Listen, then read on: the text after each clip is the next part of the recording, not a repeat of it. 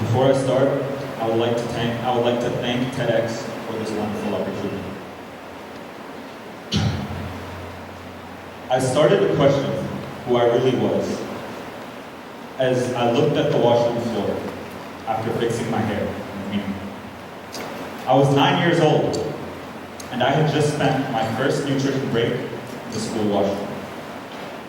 Not because the lighting was good, not because I liked the smell, it smells so good, and not because I liked being alone, because honestly, who does? It was because I didn't yet know how to show people who I really was. Now I thought that as time went on, they would forget. But it turns out that they never forgot the quirks that made me different. The things that I didn't yet know how to embrace. You know, those little things that I was just born with, couldn't do much about, but made me only a little bit different from everybody else. So, because of that, for years, I became a master of disappearing. But every vanished moment made me feel small. I knew exactly what time the halls would be empty, exactly when to run into the washroom.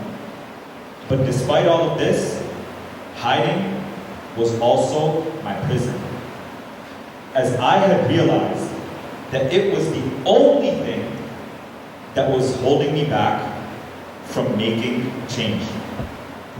So one day, I decided that I would stop hiding. Partly out of exhaustion, and partly because I wanted to bring a change to my life.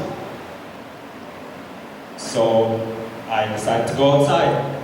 I tried to make friends, I tried to hang out with people, I tried connecting with them, but quite frankly, nobody wanted to be my friend. And I would get made fun of so much to the point where teachers would have to intervene. A few teachers, they actually sat me down with some of the students who would bully me, and they made us write a peace contract. Like, they genuinely made us sign off on it, as if we were politicians of someplace. Now, they even briefly mentioned my diagnosis to these students in the hope that maybe they would understand me, they would have some empathy, things would change. But guess what? A couple of weeks down the line, everything went exactly back to normal. Those same people I wrote the peace contract with would be the same people making fun of me. Now, naturally, I started to ask myself, what do I do? How do I change things? And slowly, these questions started to grow louder and louder. But the good thing was that I was not struggling all by myself. My parents and my teachers watched me struggle. So one day, my mom suggested to me, Aarnav, how about you make a presentation about your diagnosis and give it to the class? Now, I looked at her in complete disbelief. I didn't understand where exactly she was coming from. She believed that understanding created empathy. Now, to add on to things, my dad agreed with her and looked at me with a completely straight face. Now, I started to look at both of my parents like they didn't know anything. Like they were genuinely crazy. Because I kept on telling them that that would be the best way to just make it worse. So, in the following weeks, nothing changed. The same people kept being mean to me, and the same 5th grade me kept putting up with it. But one day, I had had enough. And that day, I went home to my mom, and I told her, Mom, I think I'm gonna give a presentation about my aunt. She started clapping for me with overwhelming pride, as if it was a moment she'd been waiting for all her life. I'm not kidding, I remember it like vividly, by the way. So that night, I worked on my first draft. I took that draft to school, and with the help of my amazing teachers, crafted it into a presentation, which was not only simple, but also entertaining. And it was the kind that the 5th grade minds of my classmates would understand. Now, while I was working on this, every word that I typed into the slideshow, my emotions started to differ. I asked myself, is this really going to work? Or am I just making things worse? Until I evaluated the whole situation again and realized that things really couldn't get any worse. I was already at rock bottom. Now finally, the big day came. I looked at the curious eyes of my classmates as I stood in front of them, ready, not really, but to present. I was nervous, my hands were sweating, I was shaking in my boots. I had to muster up the courage to speak. But then suddenly, the words, "Hi, my name is Aarnav, and I have autism," came out of my mouth.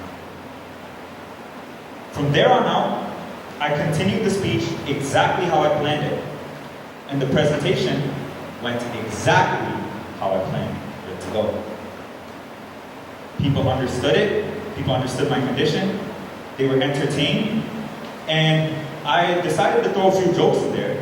So, for the first time, my classmates were actually laughing with me instead of laughing at me. After the presentation, I told my classmates to anonymously write notes of their current and former perception of me. What I read that day moved me beyond what I could imagine. I woke up for school the next day, and when I went to school, everyone was saying hi to me, being my friend.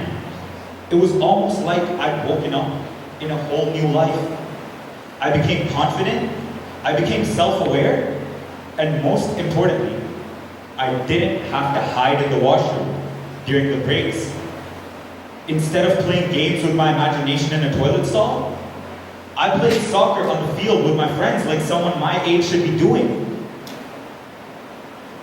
And I didn't do anything extraordinary, let's be honest. I just decided to be proud of who I was. I decided to look inwards and embrace my identity. As I mentioned earlier, that little thing that I was born with, didn't have much control over, and just made me a little bit different from everyone else. I proudly told myself that the old version of me from just a few weeks ago was now a thing of the past. Now, you may ask, what do I want you to take away from this? What am I intending for you to learn from this? If there's anything that I want you guys to take away from the speech that I've given tonight, it's that self-acceptance isn't just personal. It changes how others see you. It changes the way you see yourself. It changes how you move through life. And most importantly, it changes the life that you have created for yourself. So just embrace yourself, and everything else will follow.